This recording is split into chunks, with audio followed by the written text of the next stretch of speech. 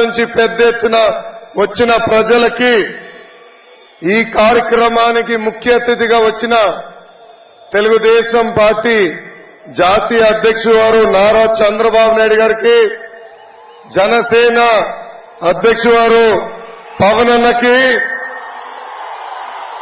మీ అందరి బాలయ్య, నా ఒక్కడికి ముద్దల మావయ్య బాలయ్య బాబు గారికి, తెలుగుదేశం జనసేన పార్టీ నాయకులకి, కార్యకర్తలందరికీ నా హృదయపూర్వక నమస్కారం.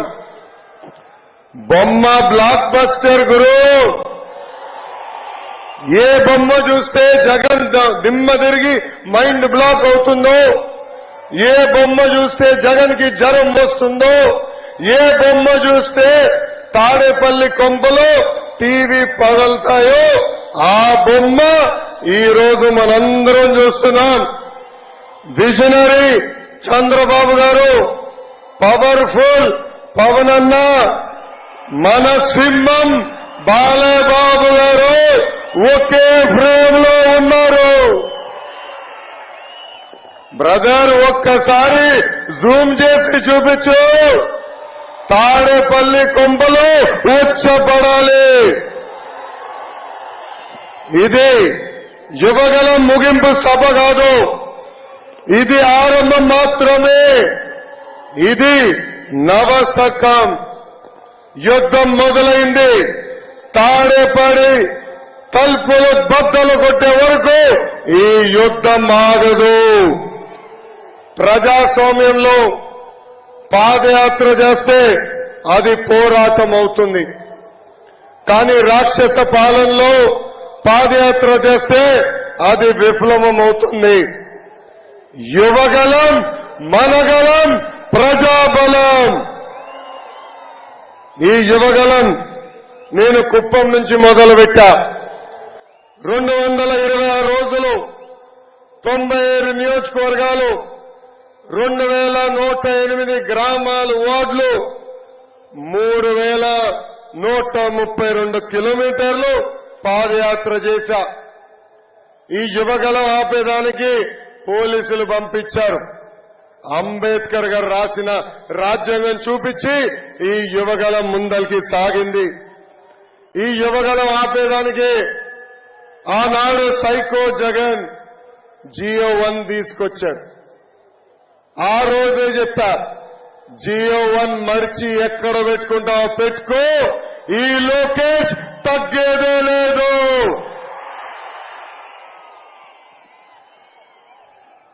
నా మైక్ వేగులు లాక్కున్నారు.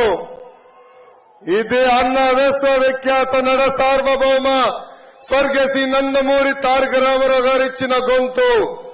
ఈ గొంతు నొక్కే మగాడు పుట్టలేదు, పుట్టవోడు. చంద్రబాబు గారిని అక్రమంగా అరెస్ట్ చేసి 57 రోజులు జ్యుడిషియల్ రిమాండ్ లో పెట్టారు. విజనరీ అంటే చంద్రబాబు గారు, ప్రిజనరీ అంటే జగన్. అర్థమైందా రాజా? అర్థమైందా రాజా? జగన్ అరెస్ట్ అయితే రోజుకు ఒక స్కామ్ బయటపడేది. అదే చంద్రబాబు నాయుడు గారిని అరెస్ట్ చేస్తే 15 సంవత్సరాలు ముఖ్యమంత్రిగా ఆయన చేసిన సంక్షేమ అభివృద్ధి కార్యక్రమాలు బయటపడినాయి. వ్యవస్థల్ని మేనేజ్ చేసి 53 రోజుల్ని నిజాన్ని బంధించారు. కానీ ఆఖరికి నిజమే గెలిచింది. పవన్ అన్న ఏపీకి వస్తే ఈ సైకో సైన్యానికి వణుకు. అందుకే ఆనాడు ఆయన ప్లేన్ రాకుండా ఏకంగా లెటర్ పంపిస్తారు. రోడ్డు మార్గంలో వస్తే బార్డర్లో ఆపుతారు. చివరికి ఆయన రోడ్డు మీద పడుకొని నిరసన తెలిపిన తర్వాతనే ఆయన్ని ఆంధ్రాలోకి అడుగు పెట్టనిచ్చారు. ప్రజాస్వామ్యాన్ని ఈ జగన్ దెబ్బతీశారు. 3 నెలల్లో ప్రజాస్వామ్యం పవర్ ఏంటో మనందరం కలిసి చూపించాలని ఈ సభాముఖంగా ప్రజలు నేను కోరుతున్నా. జగన్ ఈ మధ్యన పదే పేదలకి పెత్తందారు మధ్యన యుద్ధం అంటున్నాడు. 1,00,000 కోట్ల ప్రజాధనాన్ని లూటీ చేసిన వాడు పేదవాడవుతాడా? 1,00,000 రూపాయలు విలువైన చెప్పులు వేసుకుని తిరిగేవాడు పేదవాడవుతాడా? 1000 రూపాయలు వాటర్ బాటిల్ తాగేవాడు పేదవాడవుతాడా? సొంత పేపర్, సొంత ఛానల్, ప్యాలెస్ ఉన్నవాడు పేదవాడవుతాడా అని ప్రజలందరినీ ఆలోచించమంటున్నా. జరగబోయేది జగన్ అహంకారానికి ప్రజల ఆత్మ గౌరవం మధ్యన యుద్ధం. ఈ జగన్ని చూస్తే అప్పుల అప్పారావు గుర్తొస్తాడు.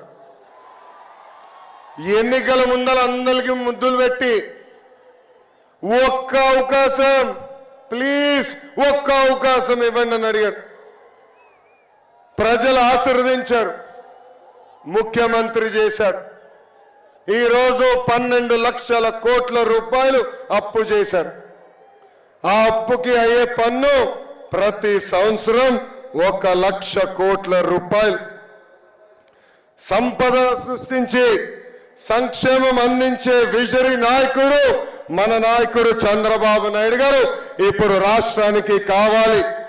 ప్రజల తరపున పోరాడే నాయకుడు పవర్ఫుల్ పవర్ అన్న ఈరోజు రాష్ట్రానికి కావాలి. ఈ జగన్ ఈరోజు మళ్ళీ ఒక కొత్త స్కీమ్ తీసుకొచ్చాడు. ఆ స్కీమ్ పేరే ఆడుదాం ఆంధ్ర అంట. ప్రజల్ని అడిగిన ఆడుదాం ఆంధ్ర పైన మీ అభిప్రాయం ఏంటని, మా జీవితాలతో ఆడాడు చాలు బాబు, ఈ కార్యక్రమం మాకు వద్దునే వద్దన్నారు. జగన్ ఒక ఐపీఎల్ టీం కూడా పెడతాడంట. ఆ ఐపీఎల్ టీం పేరేంటి తెలుసా? కోడి కత్తి వారియర్స్. ఆ ఐపీఎల్ లో టీం మెంబర్స్ ఎవరో తెలుసా? Senior batsmen Avinash Reddy. బాబాయిని గట్టి కొట్టాడు కదా. బెట్టింగ్ స్టార్ అనిల్ యాదవ్, అరగంట స్టార్ అంబట్టి, గంట star Avanthi, allrounder Gorantla Madhav, reel star Bharath, బూత్ల star Kodali Nani, pinch hitter BF Madhusudan Reddy. అబ్బో ఎంత అద్భుతమైన ఐపీఎల్ టీమో ఇది. ఈ యువగలం పాదయాత్ర నాకెన్నో పాఠాలు నేర్పించింది. నాయకుడు అనే వ్యక్తి ఎంత బాధ్యతతో ఉండాలో నేను తెలుసుకున్నా. ఒక నాయకుడు చేసిన తప్పుల వల్ల రాష్ట్ర ప్రజలు ఎంత ఇబ్బందులు పడుతున్నారో కల్లారా నేను చూశా. అడుగడుగున ఈ జగన్ చేస్తున్న విధ్వంసం కంపడింది. ఉద్యోగాలు లేక యువత పక్క రాష్ట్రాలకి వలసలు వెళ్లే పరిస్థితి, నకిలీ విత్తనాలతో రైతులు నష్టపోయే పరిస్థితి, తాగునీటి కోసం మహిళలు బిందెలు పట్టుకుని కిలోమీటర్లు నడిచే పరిస్థితి. ఉమ్మడి చిత్తూరు జిల్లాలో మన చంద్రబాబు నాయుడు గారు తీసుకొచ్చిన ఎలక్ట్రానిక్స్ కంపెనీలు నేను చూశాను. అదే విధంగా పాపాల పెద్దిరెడ్డి అవినీతి సామ్రాజ్యం కూడా నేను చూశాను.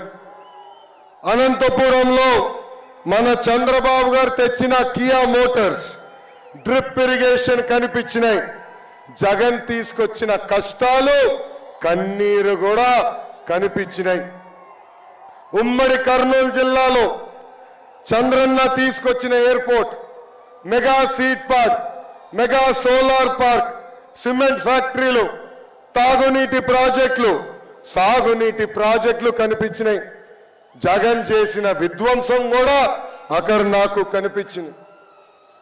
శ్రీకాళహస్తి నియోజకవర్గంలో రజక సామాజిక వర్గానికి చెందిన మహిళ ముని రాజమ్మ నా దగ్గరికి వచ్చి ఆమె కష్టాలు చెప్పింది.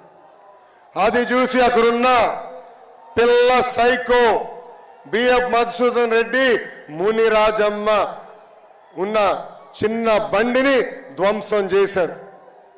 ఏకంగా ముని రాజమ్మ ఆయన కాలు పట్టుకుని క్షమాపణ కోరితేనే వదిలిపెడతానన్నాడు.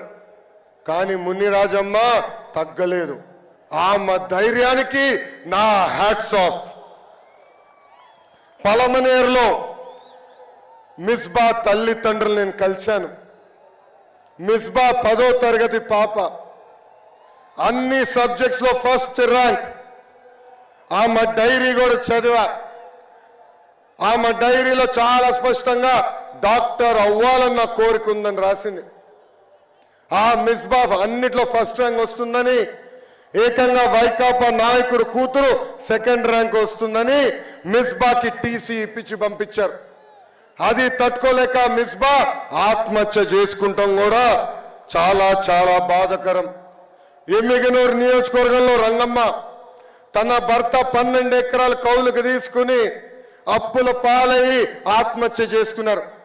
ప్రభుత్వం కనీసం ఒక చిల్లి గవ్వ ఆ కుటుంబానికి ఇవ్వలేదు. కానీ ఆ కుటుంబానికి అండగా నిలబడింది ఈ తెలుగుదేశం పార్టీ. మంత్రాలయంలో వలసలుగా కార్మికులు వెళ్తాం చూసా. ఊర్లో సాగునీరు లేదు, ఉపాధి కోసం పక్క రాష్ట్రాలకు వెళ్తాం నేను స్వయంగా చూసా. ఇంకా ఆలూరు నియోజకవర్గంలో తాగునీటి సమస్య తీవ్రంగా ఉంది. అక్కడున్న మహిళలు బిందెలు పట్టుకుని కిలోమీటర్లు నడుస్తాం నేను స్వయంగా చూసా. ఈ సమస్యలు ప్యాలెస్ లో ఉన్న ప్యాలెస్ పిల్లి జగన్కి కనపడదు. గంగాధర్ నెల్లూరు నియోజకవర్గంలో చివరి గ్రామం రాత్రి నైట్ హాల్ట్ ముందల, ఆ గ్రామంలో మోహన అని ఒక తల్లిని కలిశారు. 35 సంవత్సరాలుగా అక్కడనే కూర్చుని బోండాలేస్తున్నామా. ఆ తల్లిని అడిగా, ప్రభుత్వం నుంచి మీరు ఏం ఆశిస్తున్నారని. అప్పుడు ఆ తల్లి అనింది, 35 సంవత్సరాలుగా రూపాయి జమ చేసి 2 బిడ్డల్ని చదివించాను. ఆ 2 బిడ్డలకి ఉద్యోగాలు కల్పించండి బాబు, నాకు ఎలాంటి సంక్షేమ కార్యక్రమాలు అవసరం లేదని. పెనుకొండ నియోజకవర్గంలో నేను పాదయాత్ర చేస్తుంటే పద్మావతి అని ఒక చెల్లి పరిగెత్తుకుంటూ నా దగ్గరకు వచ్చింది. రా చెల్లమ్మ ఫోటో దిగుదాం అంటే, నాకు ఫోటో అవసరం లేదు, చంద్రబాబు నాయుడు గారికి థ్యాంక్ యూ చెప్పండి అని. ఎందుకమ్మా ఇదంటే, కియా మోటార్స్ వల్ల ఈ రోజు అక్కడ నేను పనిచేస్తున్నాను, నెలకి 30,000 రూపాయలు నేను సంపాదిస్తున్నాను అన్నా అని నాకు చెప్పింది. పద్మావతి చెల్లిని అడిగా, చెల్లమ్మ కియా మోటార్స్ రాకుండా ఇందులో ఏం చేసేవాడిని. నేను ఇంటికే పరిమితం ఉండేవాడిని. ఇప్పుడు ఏం చేస్తున్నామా అంటే, ఇల్లుని నేనే నడిపిస్తున్నా అన్నా అని ఆమె నాకు స్వయంగా చెప్పింది. ఇంకా రాప్తాడు నియోజకవర్గంలో ప్రభాకర్ రెడ్డి గారి పిల్లల్ని కలిసా. 2004లో ఆనాటి కాంగ్రెస్ పాలకులు ప్రభాకర్ రెడ్డిని అతి కిరాతకంగా చంపేశారు. ప్రభాకర్ రెడ్డి గారి బిడ్డల్ని చంద్రబాబు నాయుడు గారు దత్తక తీసుకుని ఎన్టీఆర్ మోడల్ స్కూల్లో చదివిస్తాం జరిగింది. ఆ బిడ్డలందరూ ఈరోజు సెటిల్ అయ్యి అద్భుతమైన ఐటీ కంపెనీలో పనిచేస్తాం కూడా చూసాం. ఇంకా ప్రకాశం జిల్లాని ఏకంగా ఎడారిగా మార్చేశాడు ఈ జగన్. ఒక్క పరిశ్రమ తీసుకురావాలా, ఒక్క సాగునీటి ప్రాజెక్టు పూర్తి చేయాల. ఇంకా గుంటూరు కృష్ణా జిల్లాలో అమరావతి రైతుల్లో పడుతున్న కష్టాలు నేరుగా నేను తెలుసుకున్నా. రాజధాని చంపేసి జగన్ రాక్షస ఆనందం కూడా నేను చూశాను. ఇంకా ఉభయ గోదావరి జిల్లాలో ఆక్వా రంగాన్ని, వరి రైతులని, కొబ్బరి రైతులని, పామాల్ రైతుల్ని ఎలా ఈ ప్రభుత్వం నాశనం చేసిందిగో నేను కల్లారా చూశా. గుంతల రోడ్డుల్లో రోడ్ ఎక్కడుందా అని ఎత్తుక్కునే పరిస్థితుల్లో కూడా నేను నడిచా. అందుకే రాయలసీమ ప్రజలు పడుతున్న కష్టాలు చూసి ప్రత్యేకంగా మిషన్ రాయలసీమ అని ఒక డిక్లరేషన్ ఇచ్చాను. పెండింగ్ లో ఉన్న సాగునీటి ప్రాజెక్టులు యుద్ధ ప్రాతిపదికంగా పూర్తి చేస్తాం. హార్టికల్చర్ హబ్ గా, స్పోర్ట్స్ క్యాపిటల్ ఆఫ్ ఇండియాగా, ఆంధ్ర రాష్ట్రానికి మ్యానుఫ్యాక్చరింగ్ హబ్ గా రాయలసీమని తీర్చిదిద్దుతామని హామీ ఇచ్చాము. ఇంకా ప్రకాశం జిల్లాని ఫార్మా హబ్ గా కూడా చేసే బాధ్యత మన ప్రభుత్వం తీసుకుంటుంది. ఆక్వా రైతుల్లో పడుతున్న కష్టాలు నేను తెలుసుకున్నా. ఆనాడు చంద్రబాబు నాయుడు గారు చాలా స్పష్టంగా చెప్పారు, జోన్ నాన్ జోన్ కి సంబంధం లేకుండా యూనిట్ కరెంట్ ₹50 ఇస్తామని హామీ ఇచ్చాం. ఇంకా ప్రజా రాజధాని అమరావతి కూడా పూర్తి చేసే బాధ్యత మేము తీసుకుంటాం. ఉభయ గోదావరి జిల్లాలో వరి, ఆక్వా, పామాయిల్, కొబ్బరి రైతులకి గతంలో ఎట్లయితే ఆదుకున్నామో అదే విధంగా ఆదుకుంటామని ఈ సభాముఖంగా హామీ ఇస్తున్నాం. ఇంకా 3 ముక్కల ఆట తప్ప ఉత్తరాంధ్ర అభివృద్ధి కోసం ఒక్క ఇటుక కూడా ఈ జగన్ వేయలేదు. విశాఖ ఉక్కు ఆంధ్రుల హక్కు. 31 మంది ఎంపీలు ఉన్నారు. ఏనాడు విశాఖ ఉక్కు గురించి నోరు తెరిచి మాట్లాడలేదు. కనీసం క్యాప్టెన్ మైన్ ఇవ్వాలని కోరలేదు. అంతెందుకు రాష్ట్రంలో ఉన్న మైన్ కూడా క్యాన్సిల్ చేసింది ఈ ప్రభుత్వం. విద్యుత్ బిల్ని విపరీతంగా పెంచి విశాఖ ఉక్కుని మూసేసే పరిస్థితికి తీసుకొచ్చింది ఈ ప్రభుత్వం. ఇంకా స్టీల్ ప్లాంట్ కి చెందిన వేలాది ఎకరాలు కొట్టేసేదానికి స్కెచ్ చేశాడు ఈ psycho Jagan. Visakha railway zone కావాల్సిన భూములు కూడా ఇవ్వలేదు ఈ ప్రభుత్వం. విశాఖ మెట్రో ప్రాజెక్ట్ ని కూడా నాశనం చేసింది ఈ ప్రభుత్వం. మూతపడిన అన్ని షుగర్ ఫ్యాక్టరీలు తిరిగి తెరుస్తామని ఆనాడు హామీ ఇచ్చింది ఈ జగన్. కానీ ఇప్పుడు ఏకంగా తెరుస్తాం కాదు కదా, అక్కడున్న మెషినరీ భూములు కూడా అమ్మేసే పరిస్థితికి ఈ ప్రభుత్వం వచ్చింది. 8 లక్షల ఎకరాలకి సాగునీరు అందించే సుజల స్రవంతి కార్యక్రమాన్ని, ఇరిగేషన్ ప్రాజెక్ట్ ని గాలికి వదిలేసింది ఈ ప్రభుత్వం. నేను ఐటీ శాఖ మంత్రిగా ఉన్నప్పుడు 15 రోజులకు ఒక్కసారి విశాఖపట్నానికి వచ్చేవారు. అనేక ఐటీ పరిశ్రమలు తీసుకొచ్చాం. కానీ కోడిగుడ్డు మంత్రి వచ్చిన తర్వాత ఉన్న పరిశ్రమలన్నీ పక్క రాష్ట్రానికి తరలిపోయే పరిస్థితి. చంద్రబాబు నాయుడు గారి హయాంలో ఆర్థిక రాజధానిగా ఉన్న విశాఖపట్నాన్ని ఇప్పుడు ఏకంగా క్రైమ్ క్యాపిటల్ గా ఈ ప్రభుత్వం మార్చేసింది. దస్బౌల్లా భూములు, సిఎంబిసి భూములు, హైగ్రీవా భూములు, ఎక్స్ సర్వీస్ మెన్ భూములు అన్ని కబ్జా చేసింది. లూలుని తరిమేసి ఆ భూములు కూడా కబ్జా చేసింది ఈ ప్రభుత్వం. బాధితులందరికీ చెప్తున్నా, 3 నెలలు ఓపిక పట్టండి. తెలుగుదేశం జనసేన ప్రభుత్వం వస్తుంది. తిరిగి మీ భూములు మీకు అందించే బాధ్యత మేము తీసుకుంటాం. 1000 కోట్ల టీడీఆర్ బాండ్ల కుంభకోణం జరిగింది.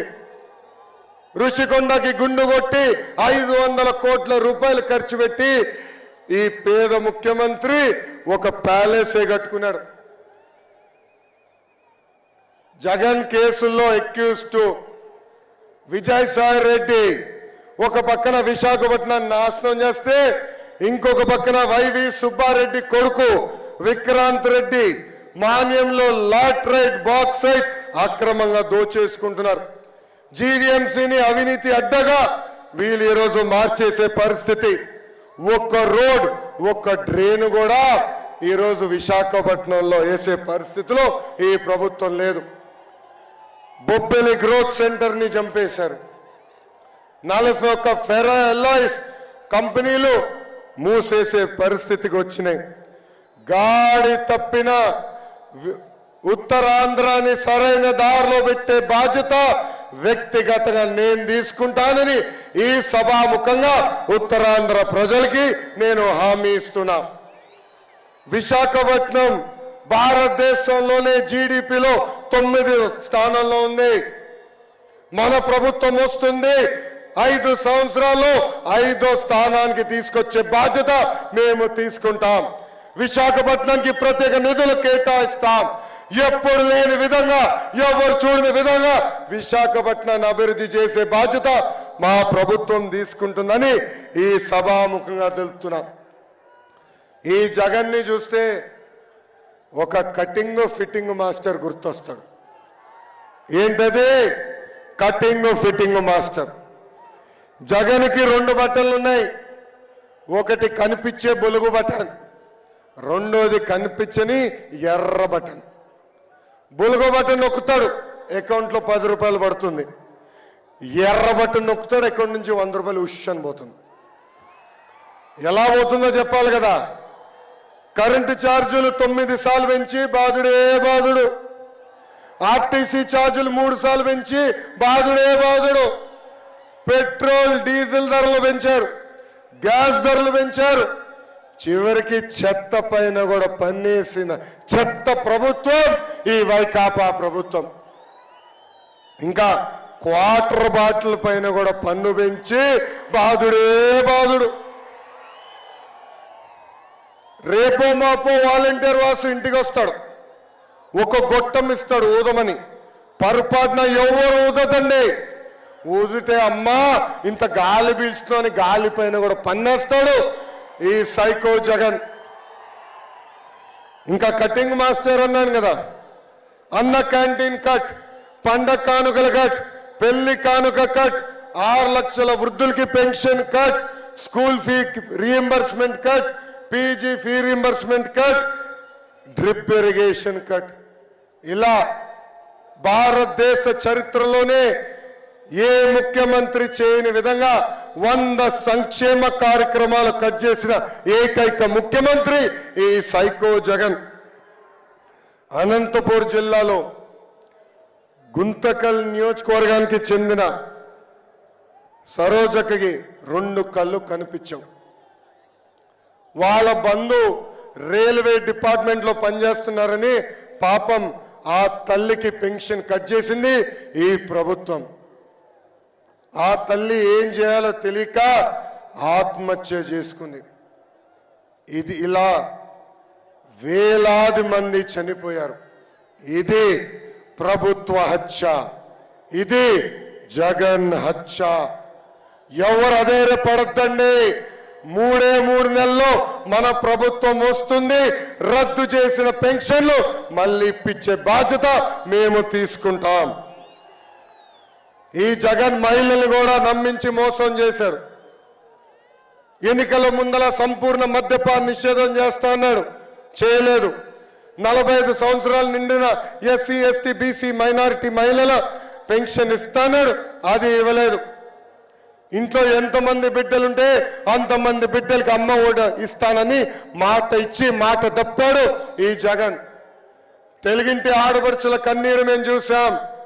వాళ్ళ కన్నీరు తుడిచే బాధ్యత మేము తీసుకుంటాం. అందుకే మహాశక్తి అనే పేరుతో మహిళలకి 4 హామీలు ఇచ్చాం. మొదటిది ఆడబిడ్డ నిధి. 18 సంవత్సరాల నుంచి 59 సంవత్సరాల వయసు కలిగిన మహిళలకి ప్రతి నెల 1500 రూపాయలు మన ప్రభుత్వం ఇస్తుంది. సంవత్సరానికి 18,000, 5 సంవత్సరాల్లో 90,000 రూపాయలు మనం ఇవ్వబోతున్నాం. ఇంకా తల్లికి వందనం కింద ఇంట్లో ఎంతమంది బిడ్డలుంటే అంతమంది బిడ్డలకి ప్రతి సంవత్సరం 15,000 రూపాయలు మన ప్రభుత్వం ఇస్తుంది. దీపం పథకం ద్వారా ప్రతి సంవత్సరం 3 ఎన్ని ఎత్తి చూపించండి 3 గ్యాస్ సిలిండర్లు ఉచితంగా మన ప్రభుత్వం ఇస్తుంది. ఇంకా మహిళలు ఆర్టీసీ బస్సుల్లో కూడా ఉచితంగా ప్రయాణించే హక్కు మన ప్రభుత్వం కల్పించబోతుంది. ఇది యువగలం. యువతకు కూడా అనేక హామీలను ఇచ్చి మోసం చేశాడు ఈ జగన్. ఎన్నికల ముందల ప్రతి సంవత్సరం జాబ్ క్యాలెండర్ అన్నాడు, జాబ్లెస్ క్యాలెండర్ ఇచ్చాడు. 2,30,000 పెండింగ్ పోస్టులు భర్తీ చేస్తున్నాడు, భర్తీ చేసింది 0. మెగా డిఎస్సి ద్వారా ఉపాధ్యాయుల పోస్టులు భర్తీ చేస్తున్నారు, అది గాలికి వదిలేశారు. ఇంకా 6,500 కానిస్టేబుల్ పోస్టులు భర్తీ చేస్తానని హామీ ఇచ్చి మాట తప్పాడు ఈ సైకో జగన్. అందుకే యువతకు చెప్తున్నా, 3 నెలలు ఓపిక పట్టండి. మీ యువగలం నేను విన్నాను. మన ప్రభుత్వం వస్తుంది. 5 సంవత్సరాలు ప్రభుత్వ ప్రైవేట్ స్వయం ఉపాధి ద్వారా 20 లక్షల ఉద్యోగాలు కల్పించే బాధ్యత మేము తీసుకుంటాం. నిరుద్యోగ యువకులు ఎవరు ఉంటే వాళ్ళకి నిరుద్యోగ భృతి కూడా ఇచ్చే బాధ్యత మేము తీసుకుంటాం. ఈ జగన్ పాలన వచ్చిన తర్వాత crop holiday, aqua holiday, power హాలిడేలు ఎప్పుడు లేని విధంగా రైతులు ఆత్మహత్య చేసుకుంటున్నారు. అందుకే రైతులు ఆదుకునేదానికి ప్రతి సంవత్సరం మన ప్రభుత్వం 20,000 రూపాయలు ఇస్తుంది. బీసీ సోదరుల పైన ఎప్పుడు లేని విధంగా దాడులు జరుగుతున్నాయి.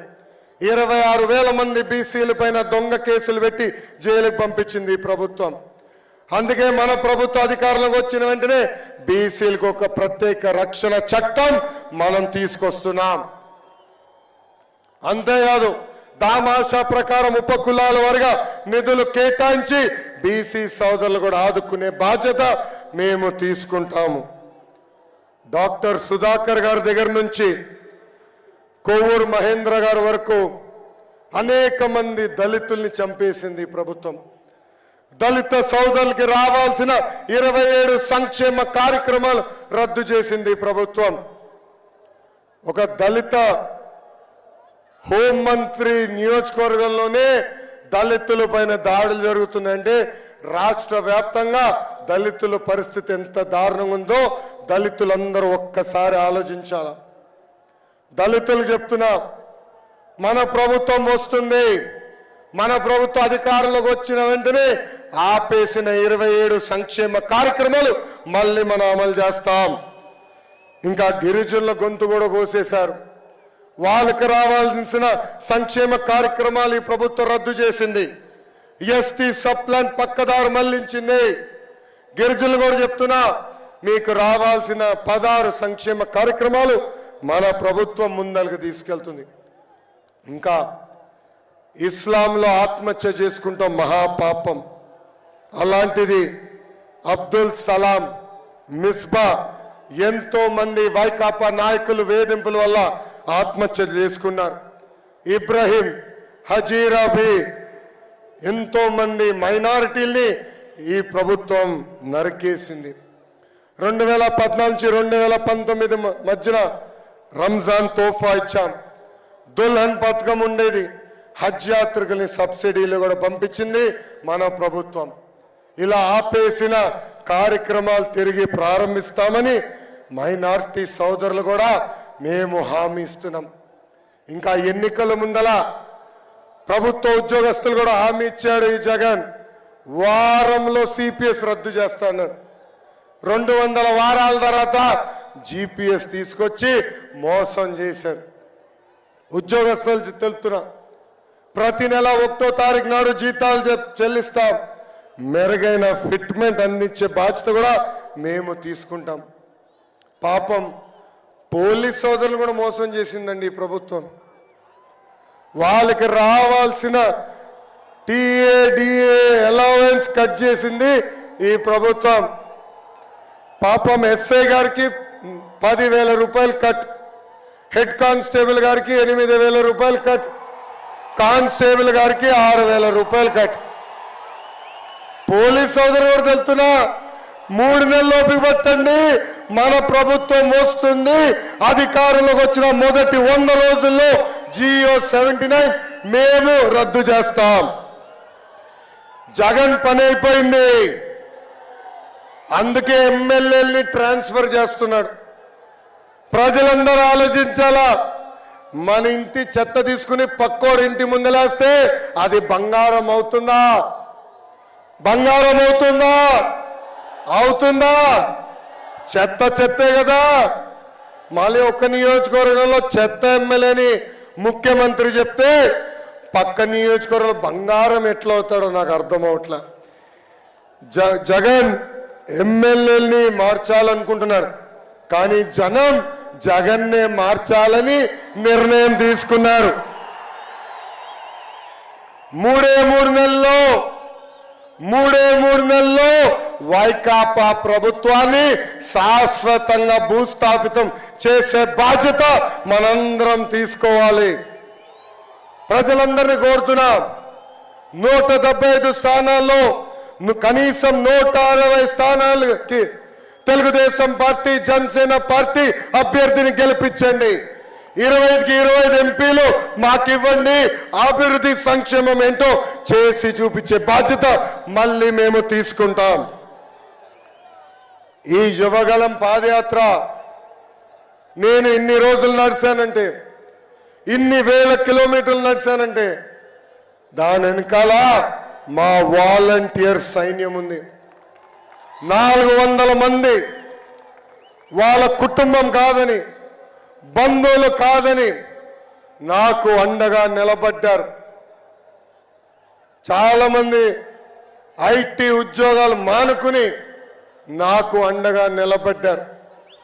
నా పైన బాటలు కాదు కదా, రాయి కాదు కదా, చిన్న ఈగో కూడా వాళ్ళనికుండా నన్ను కాపాడారు.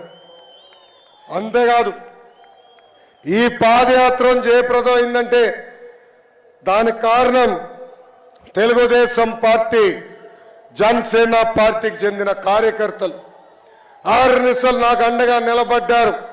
నాతో కలిసి పాదయాత్ర చేశారు. మీ రుణం నేను ఎన్ని జన్మలెత్తినా తీర్చలేనని సభాముఖంగా తెలుపుతున్నాను. కష్టకాలాల్లో పవన్ అన్న నాకు ఫోన్ చేశారు. ఆనాడు బాబు గారిని జ్యుడిషియల్ రిమాండ్కి పంపిస్తే నాకు ఫోన్ చేసిన మొదటి వ్యక్తి పవన్ అన్న. ఆ రోజే చెప్పారు, ధైర్యంగా ఉండు Lokesh, we are all with. You గారు ఇలాంటి తప్పు చేస్తారని ప్రజలు నమ్మరు, ముందలకి వెళ్ళని చెప్పారు. కానీ బాబు గారిని ఆ రాజమండ్రి జైల్లో చూస్తే చాలా బాధ కలిగింది. బాబు గారు ఉన్న బ్యారక్, ఆయన మొదటిసారి ముఖ్యమంత్రి అయినప్పుడు కట్టిన బ్యారక్, ములాఖాత్ చేసిన రూము ఆయన 3వ ముఖ్యమంత్రి అయినప్పుడు కట్టిన రూమ్. దేవుడు మాకు ఒక పరీక్ష పెట్టాడు అనుకున్నాడు. మనందరి అమ్మ భువనమ్మ మనకు అండగా నిలబడింది. నేను బాధపడి కళ్ళంట నీళ్ళు పెట్టుకుంటే కొండంత భరోసా. వెనకాల నుంచి వెళ్ళు, భయపడొద్దు, ముందలికి నాడు, ఇంటికి రావద్దు, పోరాటం పూర్తయిన తర్వాతనే గర్భ తక్కువని భువనమ్మ నాకు ముందలికి పంపించింది. ఈరోజు ఇంటికి వెళ్తే విచిత్రమైన పరిస్థితులు ఉన్నాయి. మొన్న తుఫాన్ వస్తే ఒకరోజు బ్రేక్ వచ్చిందని ఇంటికి వెళ్ళా. దేవాంశ్ కూడా నన్ను చూసి ఇంట్లో ఏం చేస్తున్నావు, నడవాలి కదా నువ్వు అంటున్నాడు. అంటే ప్రజల కోసం, ప్రజల తరపున ఈరోజు తెలుగుదేశం జనసేన పార్టీ పోరాడుతుంది. గత 4 సంవత్సరాలుగా ఎత్తిన పసుపు జెండా దించకుండా, మడమ తిప్పకుండా తెలుగుదేశం పార్టీకి కంచుకోటకి కాపలా కాసిన ప్రతి పసుపు కార్యకర్తని కాపాడే బాధ్యత నాది. మిమ్మల్ని నా గుండెల్లో పెట్టుకుంటా. ఏ అధికారులు అయితే చట్టాన్ని ఉల్లంఘించి మనల్ని ఇబ్బంది పెట్టారో, ఇదిగో ఎర్ర బుక్కు, వాళ్ళ పేర్లు బుక్ లో ఉన్నాయి. వాళ్ళు వదిలిపెట్టే ప్రసక్తే లేదు. జ్యుడిషియల్ ఎంక్వైరీ చేస్తాం. వాళ్ళని సర్వీస్ నుంచి డిస్మిస్ చేసి జైలు కూడా పంపించే బాధ్యత మేము తీసుకుంటాం. ఇప్పుడు కూడా అధికారులు చెప్తున్నా, చట్టాలని ఉల్లంఘించొద్దు, కొంతమంది కోసం చట్టాలని చుట్టాలుగా మార్చొద్దు, తగిన పరిణామం ఉంటుందని ఈ సభాముఖంగా హెచ్చరిక నేను జారీ చేస్తున్నా. ఇంకా చివరిగా మన పవన్ అన్న పవర్ఫుల్ డైలాగ్ ఉంది. ఏంటది? Hello AP, hello AP, hello AP, bye bye YCP. Psycho పోవాలి, సైకో పోవాలి, సైకో పోవాలి. నాకు ఇంత అద్భుతమైన అవకాశం ఇచ్చిన తెలుగుదేశం పార్టీ జాతీయ అధ్యక్షుల వారికి నా హృదయపూర్వక ధన్యవాదాలు తెలుపుకుంటూ మీ అందరి దగ్గర నుంచి నేను సెలవు తీసుకుంటున్నా. జోహార్ అన్న ఎన్టీఆర్, జోహార్ అన్న ఎన్టీఆర్. పవన్ అన్న నాయకత్వం, చంద్రబాబు నాయుడు గారి నాయకత్వం.